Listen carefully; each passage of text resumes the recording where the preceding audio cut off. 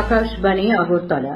স্থানীয় সংবাদ পড়ছে চন্দন লেখাপা। এখনকার বিশেষ বিশেষ খবর হল, পূর্ব ত্রিপুরা লোকসভা আসনে আজ মনোনয়নপত্র পরীক্ষা শেষে সবকজন প্রার্থীর মনোনয়নপত্র বৈধ বলে বিবেচিত। মুখ্য নির্বাচন কমিশনার রাজীব কুমার নির্বাচিত জেলার পুর কমিশনার এবং জেলা নির্বাচন আধিকারিকদের ভোটারদের অংশগ্রহণ বাড়ানোর জন্য বুথভিত্তিক কর্মপরিকল্পনা তৈরি করার নির্দেশ দিয়েছেন। বিজেপির বরিষ্ঠ নেতা প্রধানমন্ত্রী নরেন্দ্র মোদী বলেছেন, আজ সমগ্র ভারত একটি উন্নত দেশ হওয়ার সংকল্প নিয়ে কাজ করছে। লোকসভা নির্বাচনের জন্য কংগ্রেস আজ ইস্তেহার প্রকাশ করেছে। এবারে আসছে বিস্তারিত সংবাদে। 2024 সালের লোকসভা নির্বাচনের দ্বিতীয় পর্যায়ের ভোট গ্রহণের জন্য মনোনয়নপত্র পরীক্ষার কাজ আজ শেষ হয়েছে। তবে এই পর্বে জম্মু ও কাশ্মীরের জন্য আগামীকাল মনোনয়নপত্র পরীক্ষার দিন ধার্য করা হয়েছে। পূর্ব ত্রিপুরা লোকসভা আসনে আজ মনোনয়নপত্র পরীক্ষা শেষে সবকজন প্রার্থীর মনোনয়নপত্র বৈধ বলে বিবেচিত হয়। উল্লেখ্য, এই নির্বাচনে প্রতিদ্বন্দ্বিতার জন্য মোট 9 জন প্রার্থী মনোনয়নপত্র জমা দিয়েছিলেন। বৈধ প্রার্থীরা হলেন বিজেপির কৃতি দেবী দেববর্মন, সিপিআইএম এর রাজেন্দ্র রিয়াং, আইএনপিটির শিবচন্দ্র দেববর্মা। তাছাড়া নির্দল প্রার্থীরা হলেন কৃষ্ণমোহন জমাতিয়া, দর্শন কুমার রিয়াং, কল্পমোহন ত্রিপুরা, শত্রুঘ্ন জমাতিয়া, সন্তুজয় ত্রিপুরা ও অর্চনা ওরাওন। এই নির্বাচনে মনোনয়নপত্র প্রত্যাহারের শেষ দিন আগামী 8 এপ্রিল। রাজ্য নির্বাচন দপ্তর সূত্রে এই খবর জানা গেছে। মুখ্য নির্বাচন কমিশনার রাজীব কুমার নির্বাচিত জেলার পুর কমিশনার এবং জেলা নির্বাচন আধিকারিকদের ভোটারদের অংশগ্রহণ বাড়াতে বুথ ভিত্তিক কর্মপরিকল্পনা তৈরি করার নির্দেশ দিয়েছেন। তিনি তাদের শহুরে এবং গ্রামীণ এলাকার জন্য পৃথক পৃথক কৌশল তৈরি করতে এবং ভিন্ন ভিন্ন লক্ষ্য অনুযায়ী পরিকল্পনা করতে বলেছেন। মুখ্য নির্বাচন কমিশনার আজ নতুন দিল্লিতে নির্বাচিত জেলা থেকে পুর কমিশনার এবং জেলা নির্বাচন কর্মকর্তাদের নিয়ে আয়োজিত বৈঠকে এই কথা বলেন। ভোটাররা যাতে স্বতঃপ্রণোদিত হয়ে ভোট দিতে আসেন সে বিষয়ে শ্রী কুমার গুরুত্ব আরোপ করেন। তিনি বলেন যে 215টি গ্রামীণ এবং 51টি শহুরে সংসদীয় নির্বাচনী এলাকায় ভোটারদের উপস্থিতি কম। পূর্ব ত্রিপুরা সংসদীয় আসনের সাধারণ পর্যবেক্ষক সচিন্দ্র প্রতাপ সিং আজ সকালে কৈলাসহর সফর করেন। তিনি কৈলাসহরের রাধাকিশোর ইনস্টিটিউশনে নির্বাচনী স্ট্রং রুম, গণনা হল পরিদর্শন করেন। সুচারুভাবে নির্বাচনী কাজ সম্পন্ন করতে যাবতীয় ব্যবস্থাপনা সরজমিনে পর্যবেক্ষণ করেন তিনি। তাছাড়া নির্বাচনী পরিচালনা বিষয়ে আনুষঙ্গিক বিভিন্ন বিষয় নিয়ে তিনি কথা বলেন। তাছাড়া তিনি সংশ্লিষ্ট নানা বিষয়ে পরামর্শও দেন। পরিদর্শনকালে তাঁর সঙ্গে ছিলেন ঊনকোটি জেলার জেলা নির্বাচন আধিকারিক তথা জেলা শাসক দিলীপ কুমার চাকমা, পুলিশ সুপার কান্তা জাহাঙ্গীর, অতিরিক্ত জেলা শাসক অর্ঘ সাহা, কৈলাসহরের মহকুমা শাসক প্রদীপ সরকার প্রমুখ। এদিকে কৈলাসহর সার্কিট হাউসের কনফারেন্স হলে সাধারণ পর্যবেক্ষক শ্রী সিং এর উপস্থিতিতে আসন্ন লোকসভা নির্বাচন উপলক্ষে বৈঠক হয়। এখানে নির্বাচন কাজের সঙ্গে যুক্ত আধিকারিক এবং কেন্দ্রীয় সশস্ত্র বাহিনীর পদস্থ আধিকারিকরা অংশ নেন। ত্রিপুরা পূর্ব লোকসভা আসনের নির্বাচন কমিশনের ব্যয় পর্যবেক্ষক রুবেন ম্যাথু জেকবের সভাপতিত্বে আজ ধর্মনগরে উত্তর ত্রিপুরা জেলার জেলা শাসক কার্যালয়ে এক সভা অনুষ্ঠিত হয়। সভায় ব্যয় সংক্রান্ত পর্যবেক্ষক, static surveillance team, flying squad, video viewing team, accounting team ইত্যাদি নির্বাচনী ব্যয় সংক্রান্ত বিষয়ে নজরদারি করার জন্য দায়িত্বপ্রাপ্তদের কিভাবে কাজ করতে হবে সে সম্পর্কে আলোকপাত করেন।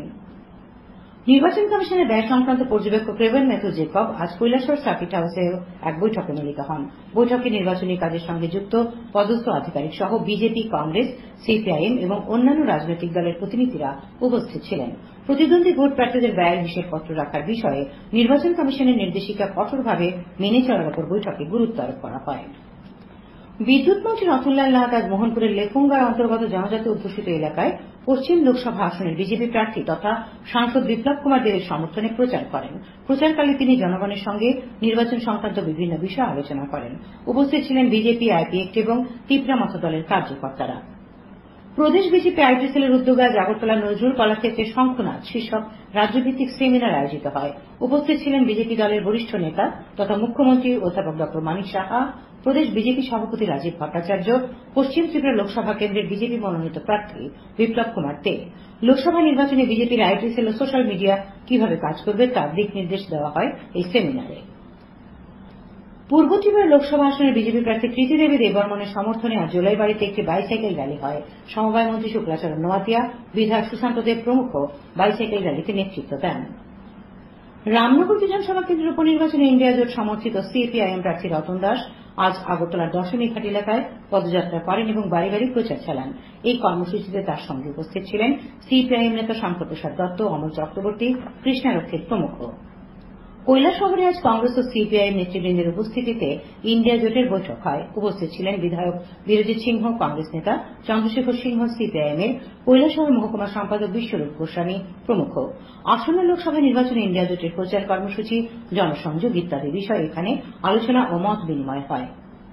খবর প্রচারিত হচ্ছে আকাশবাণীর আগরতলা কেন্দ্র থেকে। বিজেপির বরিষ্ঠ নেতা প্রধানমন্ত্রী নরেন্দ্র মোদী বলেছেন যে আজ সমগ্র ভারত একটি উন্নত দেশ হওয়ার সংকল্প নিয়ে কাজ করছে। আজ রাজস্থানের শেখাওয়াটি অঞ্চলের চুরুতে বিজেপি প্রার্থীদের সমর্থনে জনসভায় তিনি এই কথা বলেন। তিনি বলেন, গত 10 বছরে উন্নত ভারতের ভিত্তি তৈরি হয়েছে। প্রধানমন্ত্রী সরকারের বিভিন্ন পদক্ষেপে দেশের উন্নয়নের দাবি করে বলেন, করোনা সংকটের মধ্যেও ভারত বিশ্বের 5ম বৃহত্তম অর্থনীতিতে পরিণত হয়েছে। লোকসভা নির্বাচনের জন্য ইস্তেহার প্রকাশ করল কংগ্রেস। প্রতিদিন 400 টাকা হারে জাতীয় ন্যূনতম মজুরির নিশ্চয়তা, প্রতিটি দরিদ্র পরিবারকে বছরে 1 লক্ষ টাকা প্রদান, কেন্দ্রীয় সরকারি চাকরিতে মহিলাদের জন্য 50% আসন সংরক্ষণ, ন্যূনতম সহায়ক মূল্যের জন্য আইনি নিশ্চয়তা এবং জাতভিত্তিক লোকগণনা কংগ্রেসের ইস্তেহারের প্রধান বিষয়। কংগ্রেস সভাপতি মল্লিকার্জুন খার্গে এবং দলের বরিষ্ঠ নেতা সোনিয়া গান্ধী ও রাহুল গান্ধী আজ নতুন দিল্লিতে নির্বাচনী ইস্তেহার প্রকাশ করেন। বিজেপি নেতা তথা মৎস্যমন্ত্রী সুধাংশু দাস আজ ঊনকোটি জেলার ফটিকরায় বিধানসভা কেন্দ্রের অধীন বিলাসপুর পঞ্চায়েত এলাকায় আসন্ন লোকসভা নির্বাচনকে সামনে রেখে বাড়ি বাড়ি প্রচার কর্মসূচিতে অংশ নেন। উপস্থিত ছিলেন স্থানীয় গ্রাম প্রধান রতনমণি সরকার সহ দলীয় কর্মকর্তারা। পশ্চিম ত্রিপুরা লোকসভা আসনের বিজেপি প্রার্থী বিপ্লব কুমার দেব ও রামনগর বিধানসভা কেন্দ্রের উপনির্বাচনের প্রার্থী দীপক মজুমদারের সমর্থনে আজ আগরতলার জয়পুর এলাকায় পদযাত্রা হয়। উপস্থিত ছিলেন মুখ্যমন্ত্রী অধ্যাপক ড মানিক সাহা এবং বিজেপি নেতা জসিমউদ্দিন। পূর্ব ত্রিপুরা লোকসভা আসনের ইন্ডিয়া জোটের সিপিআইএম প্রার্থী রাজেন্দ্র রিয়াংয়ের সমর্থনে আজ সাবরুম মহকুমার মনুবঙ্কুলে নির্বাচনী সভা হয়। সভায় বিরোধী দলনেতা জিতেন্দ্র চৌধুরী, বিধায়ক সুদীপ রায় বর্মন, প্রাক্তন বিধায়ক প্রভাত চৌধুরী প্রমুখ বক্তব্য রাখেন।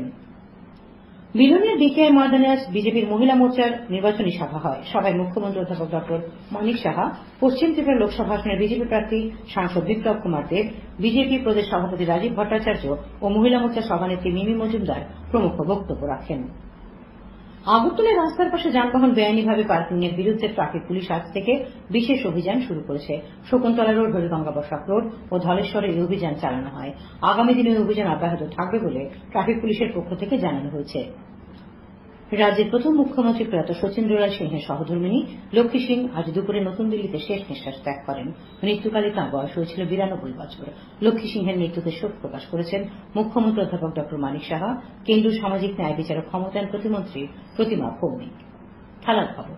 বিলোনিয়া মহকুমা ক্রিকেট অ্যাসোসিয়েশন আয়োজিত সিনিয়র ডাবল লিগ কাম নকআউট ক্রিকেট টুর্নামেন্টের আজকের ম্যাচে দক্ষিণ বিলোনিয়া প্লে সেন্টার 270 রানের রেকর্ড ব্যবধানে এসবিসি নগর প্লে সেন্টারকে পরাজিত করেছে। বিদ্যাপীঠ মাঠে অনুষ্ঠিত এই ম্যাচে প্রথমে ব্যাট করতে নেমে বিজয়ী দল 35 ওভারে 5 উইকেট হারিয়ে 365 রান করে। জবাবে খেলতে নেমে এসবিসি নগর প্লে সেন্টার নির্ধারিত 24 ওভার 5 বলে সব উইকেট হারিয়ে মাত্র 95 রান সংগ্রহ করে।